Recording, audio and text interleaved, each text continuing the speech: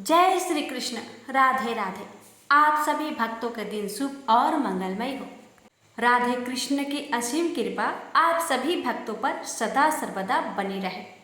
उनके दिव्य आशीर्वाद से आपका जीवन प्रेम, शांति और भक्ति से भर जाए। आइए भक्ति भाव से आज की कथा का शुभ आरंभ करते हैं। मार्गशीर्ष संकष्टी चतुर्थी व्रत कथा। भक्तों, संकष्टी चतुर्थी का व्रत हर महीने की चतुर्थी तिथि को मनाया जाता है और चतुर्थी तिथि भगवान गणेश जी को समर्पित है। यह व्रत जीवन के सभी कष्टों को दूर करने के लिए महत्वपूर्ण माना जाता है। यह व्रत सभी प्रकार के कष्टों और परेशानियों से मुक्ति दिलाने में सहायक होता है। पौराणिक कथाओं के अनुसार इस व्रत को करने से शत्रु पर विजय प्राप्त होती है। छात्र के लिए यह व्रत बहुत फायदेमंद माना जाता है क्योंकि इसे करने से बुद्धि तेज होती है और करियर में उन्नति होती है। भक्तों, जब तक हम इस चतुर्थी व्रत कथा को न सुन ले या फिर न पढ़ ले तब तक हमारा व्रत पूरा नहीं माना जाता। और भक्तों, इस चतुर्थी को गणाधिप चतुर्थी के नाम से भी जाना जाता है। तो आइए श्रवण करते हैं मार्गशीर्ष संकष्टी चतुर्थी व्रत कथा। पार्वती जी ने गणेश जी से पूछा कि अगहन कृष्ण चतुर्थी संकटा कहलाती है। उस दिन किस गणेश की पूजा किस रीति से करनी चाहिए? गणेश जी ने उत्तर दिया कि हे हिमालय नंदिनी, अगहन में पूर्वोक्त रीति से गजानन नामक गणेश की पूजा करनी चाहिए। पूजन के बाद अर्घ्य देना चाहिए। दिन भर व्रत रहकर पूजन के बाद ब्राह्मण को भोजन कराकर जौ, तिल, चावल, चीनी और घृत का साकला बनाकर हवन करावे तो वह अपने शत्रु को वशीभूत कर सकता है। इस संबंध में हम आपको एक प्राचीन इतिहास सुनाते हैं। प्राचीन काल में त्रेता युग में दशरथ नामक एक प्रतापी राजा हो चुके थे। वे राजा अखेट प्रिय थे। एक बार अनजाने में ही उन्होंने एक श्रवण कुमार नामक ब्राह्मण का अखेट में वध कर दिया। उस ब्राह्मण के अंधे माँ बाप ने राजा को श्राप दिया कि जिस प्रकार हम लोग पुत्र के शोक में मर रहे हैं उसी भांति तुम्हारा भी पुत्र शोक में मरण होगा। इससे राजा को बहुत चिंता हुई। उन्होंने पुत्रेष्टि यज्ञ करवाया। फलस्वरूप जगदीश्वर राम ने चतुर्भुज रूप से अवतार लिया। भगवती लक्ष्मी जानकी के रूप में अवतरित हुई। पिता की आज्ञा पाकर भगवान राम ने सीता और लक्ष्मण के साथ वन में खरदूषण आदि राक्षसों का वध किया। इससे क्रोधित होकर लोगों को रुलाने वाले रावण ने सीता जी का अपहरण कर लिया। सीता जी के वियोग में भगवान रामचंद्र जी ने पंचवटी का त्याग कर दिया और ऋषिमुख पर्वत पर पहुंचकर सुग्रीव के साथ मैत्री की। तत्पश्चात सीता जी की खोज में हनुमान आदि बानर तत्पर हुए। ढूंढते ढूंढते बानरों ने गिद्धराज संपाति को देखा। इन बानरों को देखकर संपाति ने पूछा कि तुम लोग कौन हो? इस वन में कैसे आए हो? तुम्हें किसने भेजा है? यहाँ पर तुम्हारा आना किस प्रकार हुआ है? संपाति की बात सुनकर बानरों ने उत्तर दिया कि भगवान विष्णु के अवतार दशरथ नंदन राम जी सीता और लक्ष्मण जी के साथ दंडक वन में आए हैं। वहाँ पर उनकी पत्नी सीता जी का अपहरण कर लिया गया है। हे मित्र, इस बात को हम लोग नहीं जानते हैं कि सीता कहाँ है। उनकी बात सुनकर संपाति ने कहा कि तुम सब रामचंद्र के सेवक होने के नाते हमारे मित्र हो।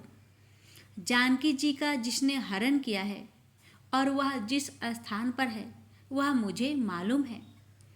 सीता जी के लिए मेरा छोटा भाई जटायु अपने प्राण गंवा चुका है। श्री रामचंद्र जी के चरण कमल का स्मरण कर हमारे भाई ने अपना शरीर त्यागा है। यहाँ से थोड़ी ही दूर पर समुद्र है और समुद्र के उस पार राक्षस नगरी है। वहाँ शीशम के पेड़ के नीचे सीता जी बैठी हुई है। आप लोग देखिए, रावण द्वारा अपहरण सीता जी अभी भी मुझे दिखाई दे रही है। मैं आपसे सत्य कह रहा हूँ कि सभी वानरों में हनुमान जी अत्यंत पराक्रमशाली है, अतः उन्हें वहाँ जाना चाहिए, क्योंकि हनुमान जी ही अपने पराक्रम से समुद्र लांघ सकते हैं। अन्य कोई भी इस कार्य में समर्थ नहीं है। संपाति की बात सुनकर हनुमान जी ने पूछा कि हे संपाति, दुष्टर समुद्र को मैं किस प्रकार पार कर सकता हूँ? हमारे सब बानर उस पार जाने में असमर्थ है, तो मैं ही अकेला कैसे पार जा सकता हूँ? हनुमान जी की बात सुनकर संपाति ने उत्तर दिया कि हे मित्र, आप संकटनाशक गणेश चतुर्थी का व्रत कीजिए। उस व्रत के प्रभाव से आप समुद्र को क्षण मात्र में ही पार कर लेंगे। संपाति के आदेश से संकट चतुर्थी के उत्तम व्रत को हनुमान जी ने किया। हे देवी, इसके प्रभाव से क्षण भर में समुद्र को लांघ गए। इस लोक में इसके समान सुखदायक दूसरा कोई व्रत नहीं है। श्री कृष्ण जी कहते हैं कि महाराज युधिष्ठिर, आप भी इस व्रत को कीजिए। इस व्रत के प्रभाव से आप क्षण भर में अपने शत्रुओं को जीतकर संपूर्ण राज्य के अधिकारी बनेंगे। भगवान कृष्ण का वचन सुनकर युधिष्ठिर ने गणेश चतुर्थी का व्रत किया।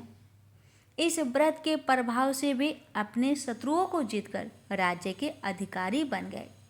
तो प्रेम से बोलिए ओम गणेशाय नमः। तो भक्तों, अभी आपने सुना मार्गशीर्ष गणेश चतुर्थी व्रत कथा।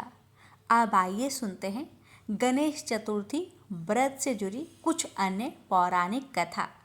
पौराणिक कथा के अनुसार एक बार नारद जी सत्यलोक में गए थे।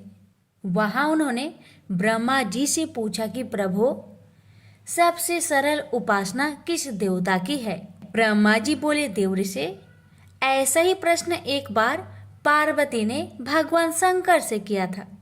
तब शिव जी बोले कि श्री गणेश जी की उपासना ही सर्व सुलभ है और समस्त अभिष्टों को देने वाली है। पार्वती इतने उत्तर से संतुष्ट नहीं हुई, इसलिए उन्होंने पूछा कि यह उपासना करके किस किस को सहज में ही अभिष्ट सिद्धि हो गई, सो बताए प्रभु। शिव जी बोले कि हे प्रिय, द्वापर युग में सुदामा नामक एक अति दरिद्र, सदाचारी एवं विद्वान ब्राह्मण था। वह आर्थिक संकट से बहुत ही दुखी रहता था। एक दिन उसकी पत्नी ने उससे निवेदन किया कि प्राणनाथ, आप व्यर्थ ही इतना कष्ट क्यों उठा रहे हो? भगवान त्रिलोकीनाथ आपके बाल सखा है, आप उनके पास जाइए, आपकी दरिद्रता अवश्य ही दूर कर देंगे। मुझे ऐसा विश्वास है। यद्यपि सुदामा अपने मित्र से कुछ मांगना नहीं चाहता था, तथापि उसे पत्नी की अत्यधिक आग्रह के कारण जाना ही पड़ा। पत्नी ने थोड़े से टंडुल मैले चित्रे में बांधकर उपहार के स्वरूप में दे दिए। बेचारा सुदामा मार्ग पार करते हुए किसी प्रकार द्वारिकापुरी पहुंचा, किंतु राजभवन के द्वारपालों ने उसे भीतर नहीं जाने दिया। सुदामा ने अपनी मित्रता की बात बताई तो वह हंसने लगे, किंतु बहुत आग्रह करने पर उन्हें दया आ गई। एक द्वारपाल ने द्वारिकाधीश से जाकर कहा, प्रभु, कोई सुदामा नाम का दरिद्र ब्राह्मण द्वार पर खड़ा है, जो कि वह स्वयं अपने आप को आपका बाल सखा बताता है और आपसे मिलना चाहता है। सुदामा का नाम सुनते ही भगवान दौड़े आए और सुदामा से गले मिलकर उसे भीतर ले गए। सभी आबाक देखते रह गए। राजभवन में सुदामा का बड़ा भव्य स्वागत हुआ। दोनों मित्र बड़े प्रेम से पुरानी बातें कर रहे थे। तभी उन्होंने सुदामा के हाथ की पोटली देख ली। सुदामा उसे छिपाने लगा तो भगवान ने उसे झटपट खोला और कुछ चावल खाकर बोले कि यह तो बड़े स्वादिष्ट है मित्र, ऐसे अमृतम पदार्थ को मुझसे छिपाते हो? शायद भाभी ने भेजे हैं। लगता है अब भी तुम्हारी आदत गई नहीं है। फिर दोनों ओर से कुशल प्रश्न हुआ। सुदामा ने सर्व कुशल बताते हुए अपनी दरिद्रता की बात कही, जिसे सुनकर श्री कृष्ण ने पूछा कि मित्र, तुम गणेश्वर की पूजा करते हो क्या? यदि उन प्रभु को प्रसन्न कर लो तो सभी कामनाएं पूर्ण हो जाएगी। सुदामा ने पूछा कि यह गणेश्वर कौन है, इनकी पूजा का विधान क्या है?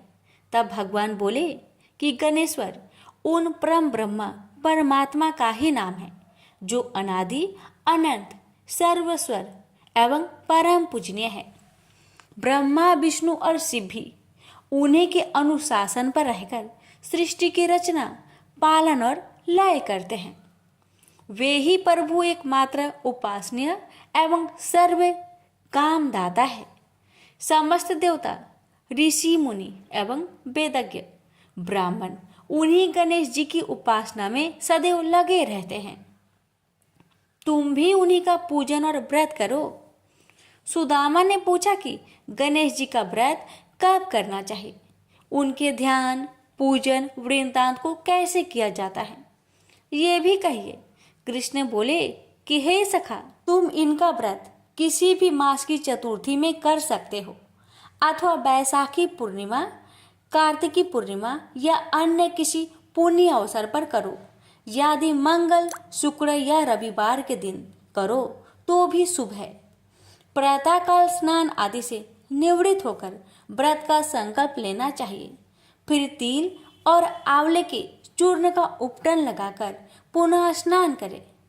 एक स्नान प्रदोष काल में और भी कर ले तो अति उत्तम माना जाता है। स्नान के पश्चात स्वास्तिक वाचन, पुण्य वाचन एवं नव ग्रहों का पूजन करें।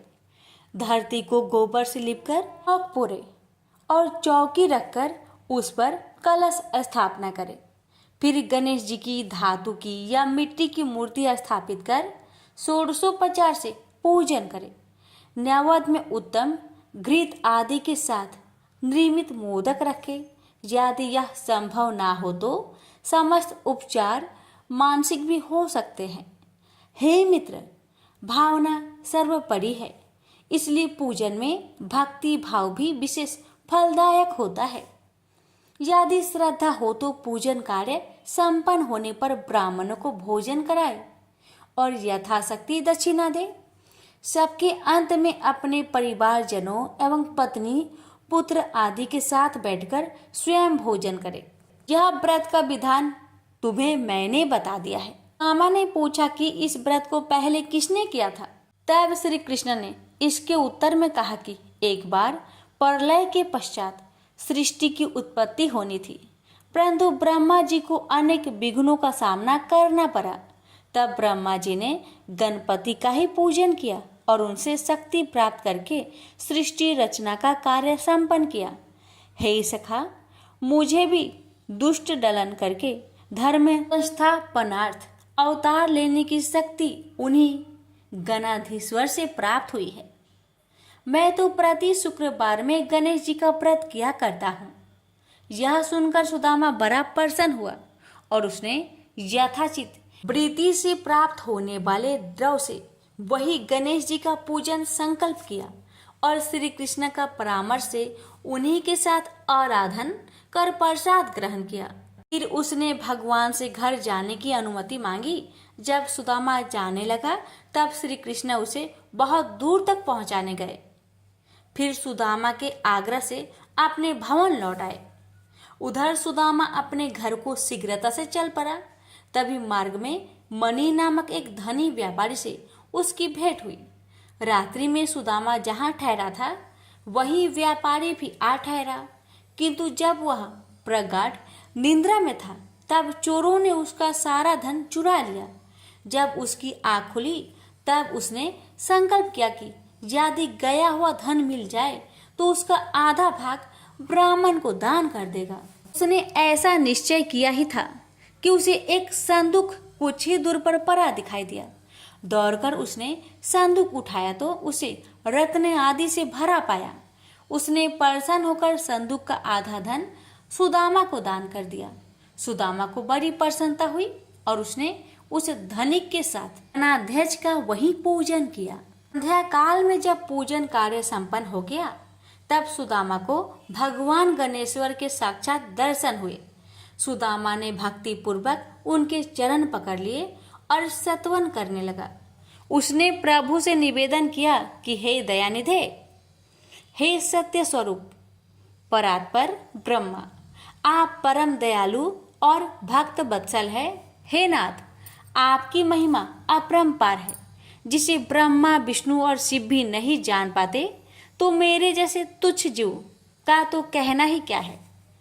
हे प्रभु, आप सर्वशक्तिमान की स्तुति के लिए सार्थक शब्दों का भी तो मुझे ज्ञान नहीं है। हे दीनबंधो, मुझ पर दया कीजिए। आपको बारंबार नमस्कार है, नमस्कार है। गणेश जी ने प्रसन्न होकर सुदामा के मस्तक पर अपना वरद हस्त फेरते हुए कहा कि हे वृषश्रेष्ठ, वर मांगो, मैं तुम पर बहुत प्रसन्न हूँ। सुदामा ने हाथ जोड़कर कहा, करुणा सिंधु, जब आप सर्व ऐश्वर्यमय की मुझ पर पूर्ण कृपा है तो फिर क्या मांगू। हे नाथ, यदि आप प्रसन्न है तो मुझे अपनी अनन्य भक्ति प्रदान करें, बस यही मेरे लिए अत्यंत श्रेष्ठ वर होगा। गणेश्वर एवं मस्तु कहकर तर ध्यान हो गए। उस समय वह धनिक भी वहां उपस्थित था। उसने सुदामा से गणेश जी के पूजन और महात्म्य संबंधी कुछ बातें पूछी और फिर उसने स्वयं भी श्री गजानन का व्रत करने का संकल्प किया। सुदामा पर भगवान गणाध्यक्ष की बड़ी महती कृपा हुई। सुदामा वहां से चलकर अपने घर पहुंचा तो यह देखकर अत्यंत विस्मय करने लगा, वहां कहीं भी उसकी पर्णकोटि नहीं है, वरन एवं वैभवशाली भवन खड़ा है जो वहां कभी नहीं था। सुदामा सोचने लगा कि यह क्या हुआ, क्या किसी ने मेरी कुटी तुड़वाकर अपना महल बनवा लिया है, और यदि ऐसा है तो मेरी पत्नी कहाँ गई। सुदामा इस प्रकार चिंता में पड़ा था। तभी उसकी पत्नी ने भवन के भीतर से उसे देख लिया और सेवकों को उसे बुला लाने की आज्ञा दी। जब सुदामा भीतर गया तो उसकी पत्नी ने कहा कि हे नाथ, रात में मैं अपनी पूर्ण कोटि में सोई हुई थी और प्रातः आँख खोलने पर अपने को इस राजसी भवन में पाया। मुझे आश्चर्य है कि यह सब क्या हो गया। इतने दास दासी भी न जाने कहाँ से आ गए हैं। तब सुदामा ने भगवान गणेश जी के प्रसन्न होने का समस्त वृत्तांत अधोपांत सुना दिया। फिर तो वे प्रतिमासी गणेश जी का पूजन करने लगे तथा यह सर्व सुख भोगकर अंत में गणेश लोक को प्राप्त हुए। प्रेम से बोलिए गजानंद भगवान की जय।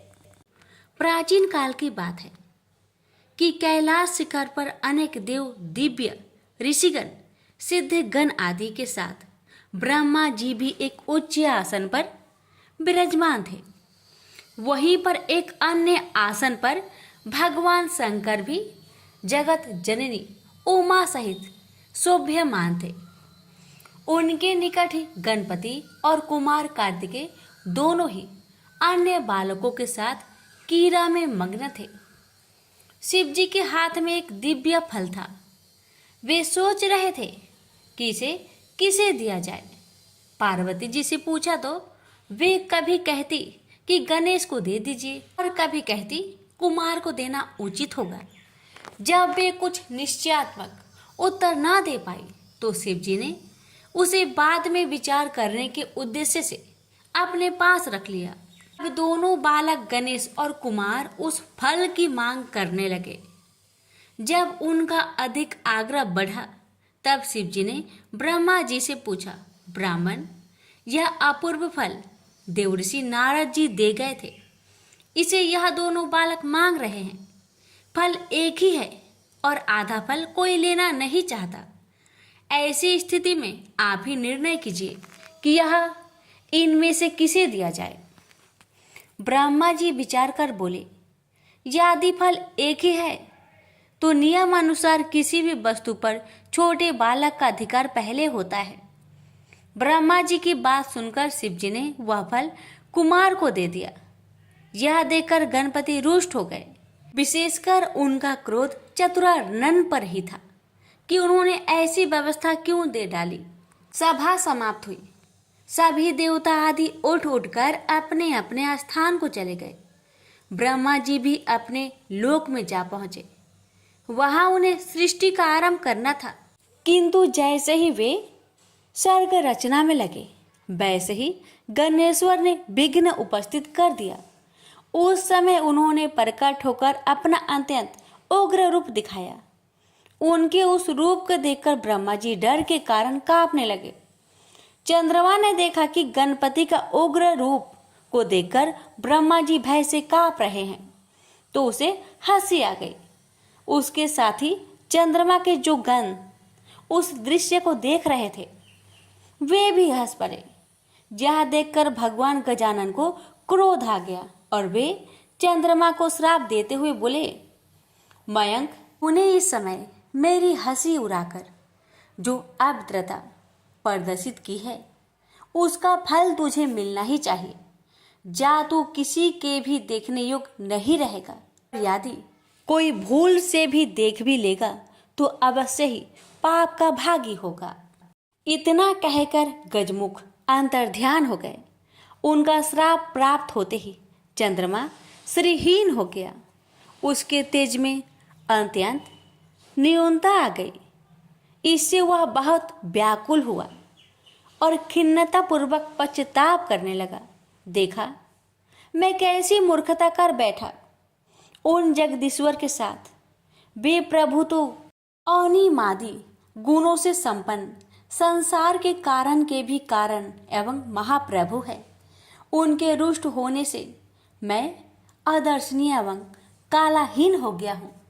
अब इससे छुटकारा पाने के लिए क्या करूं?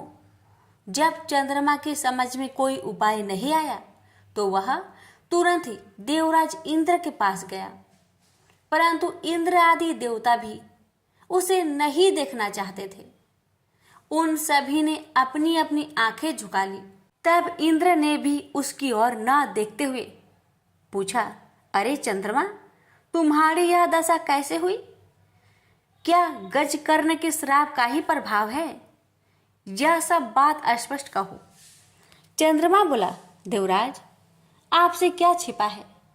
सब कुछ जानते हुए भी अनजान बनकर क्यों पूछ रहे हैं?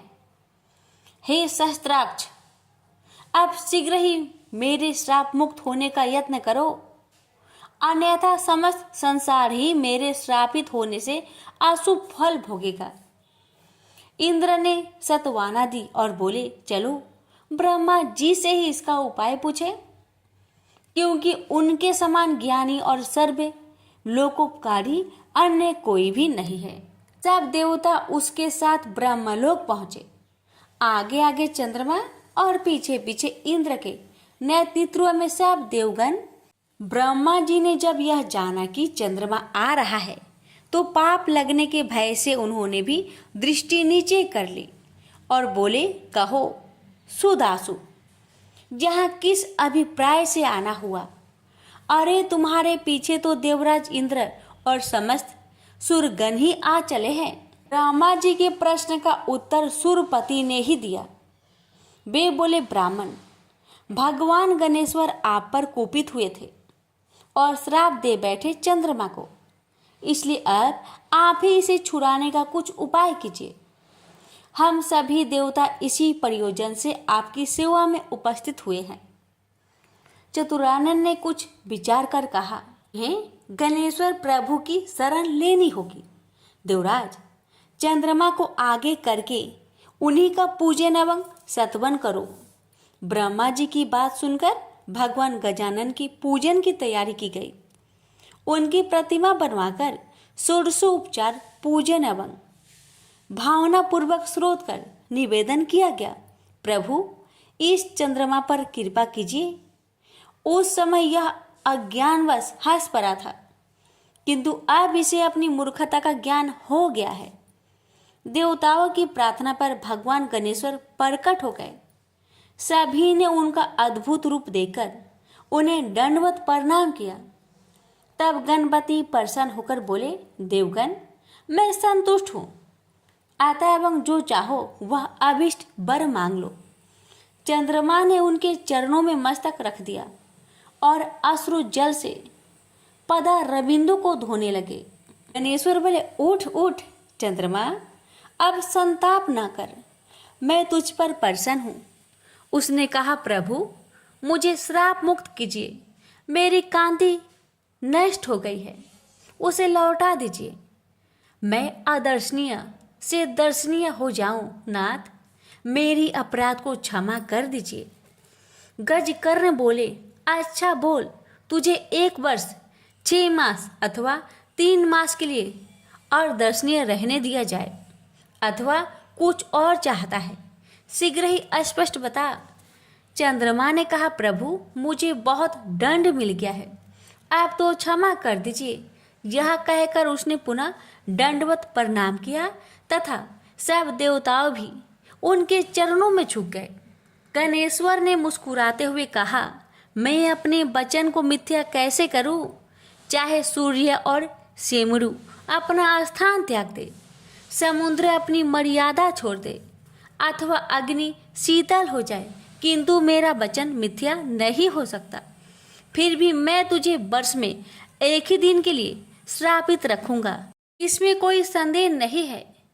भगवान गणेश के इन कृपापूर्ण वचनों को सुनकर चंद्रमा बहुत प्रसन्न हुए तथा समस्त देवगण भी उनकी जय जयकार करने लगे। चंद्रमा ने पुनः निवेदन किया, प्रभु भविष्य में मुझसे इस प्रकार की मूर्खता ना हो और मेरा चित्त आपके चरण कमलों में लगा रहे, ऐसा वर मुझे प्रदान करे। गणेश्वर ने प्रसन्न होकर कहा, ऐसा ही होगा, परंतु मेरे एकाक्षरी मंत्र गंग का जप करते रहना। यह कहकर भगवान अंतर्ध्यान हो गए और तब समस्त देवता स्वर्ग लोक को गए और चंद्रमा भी अपने लोक में चला गया। चंद्रमा ने 12 वर्ष तक तपस्या चाड़े की और गणेश्वर की एकाक्षरी मंत्र का निरंतर जप करता रहा। पवित्र नदी गंगा के तट पर भक्ति पूर्वक एकाग्र मन से उसका यह तप चलता रहा। तभी सहसा एक दिन वह परम प्रभु चंद्रमा के समक्ष प्रकट हो गए। इस समय उनकी रूप छटा देखकर निशापति अवाक रह गया। उसके चित्त में आश्चर्य मिश्रित भय व्याप्त हो गया, किंतु शीघ्र ही उसे निश्चय हो गया कि वह साक्षात आदिदेव भगवान गजानन ही है। तो वह हाथ जोड़कर प्रणाम करता हुआ उनकी स्तुति करने लगा। मैं उन 2 दांतों से युक्त परमेश्वर को नमस्कार करता हूँ, जो अपने भक्तों के सभी विघ्नों का हरण करते तथा सभी के धर्म, अर्थ और काम को प्रशस्त करते हैं। उन विघ्न विनाशक परमात्मा गजानन को नमस्कार है। हे प्रभु, मैंने अज्ञानतावश जो अपराध किया था उसे क्षमा करके मुझे मेरा पूर्व रूप प्रदान कीजिए। हे नाथ, आप ही मुझे मेरा यह रूप प्रदान कर सकते हैं। हे दया निधान, आप सभी देवताओं के आधीश्वर, नित्य बोध स्वरूप एवं सत्य हैं। समस्त वेद आपके ही स्वरूप है तथा आपके द्वारा ही उनका प्रतिपादन हुआ है। हे देव, यह जगत आपका ही स्वरूप है तथा आप ही साक्षात परम ब्रह्मा है। हे कृपा निधान, विश्व की उत्पत्ति, पालन और प्रलय के भी आप ही एकमात्र कारण है। आपका तिरस्कार कोई नहीं कर सकता। भगवान गजकर्ण ने चंद्रमा की ओर कृपापूर्ण दृष्टि से देखा और मधुर मुस्कान बिखेरते हुए बोले, चंद्रमा, यह तो मैं पहले ही कह चुका था कि तुम प्रत्येक वर्ष केवल एक दिन के लिए ही अदर्शनीय रहोगे। उस दिन तुम्हें जो कोई भी जाने अनजाने देख लेगा वही बस अभिशाप का भागी बनेगा। इस प्रकार तुम्हारी निष्ठेयता को ऐसे ही लोग बांट लेंगे। कृष्णा पक्ष की चतुर्थी में जो व्रत किया जाए उसमें तुम्हारा उदय पर व्रत करने वाले लोग यदि मेरी और तुम्हारी यत्नपूर्वक पूजा करेंगे तो ही उस व्रत का फल प्राप्त होगा।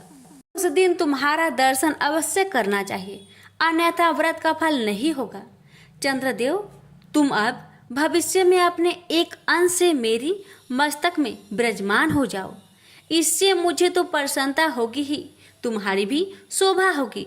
प्रत्येक मास के शुक्ला पक्ष की तृतीया में तुम्हारा दर्शन का बड़ा महत्व रहेगा तथा उस दिन अधिकांश स्त्री पुरुष तुम्हारे दर्शन का पुण्य लाभ प्राप्त करते हुए तुम्हें नमस्कार क्या करेंगे। मैं वर देता हूँ कि अब तुम पूर्वतः तेजस्वी, सुंदर एवं वंदनीय हो जाओ। शौनक इस प्रकार वर देकर भगवान गजानन अंतर ध्यान हो गए। प्रेम से बोलिए गणेश भगवान की जय। सुनिए गणेश जी की आरती। जय गणेश जय गणेश जय गणेश देवा, माता जाकी पार्वती पिता महादेवा। जय गणेश जय गणेश जय गणेश देवा, माता जाकी पार्वती पिता महादेवा। एक दंते दयावंते चार भुजाधारी, माथे सिंदूर सोहे मूस की सवारी।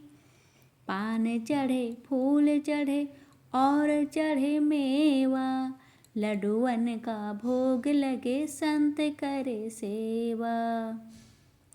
जय गणेश जय गणेश जय गणेश देवा, माता जाकी पार्वती पिता महादेवा। अंधन को आँख देते कोढ़िन को काया, बाझन को पुत्र देते निर्धन को माया। सूर्य श्याम शरण आए सफल कीजिए सेवा। जय गणेश जय गणेश जय गणेश देवा, माता जाकी पार्वती पिता महादेवा। दीनन की लाज रखो शंभु सुतकारी, कामना को पूर्ण करो जाऊं बलिहारी। जय गणेश जय गणेश जय गणेश देवा, माता जाकी पार्वती पिता महादेवा।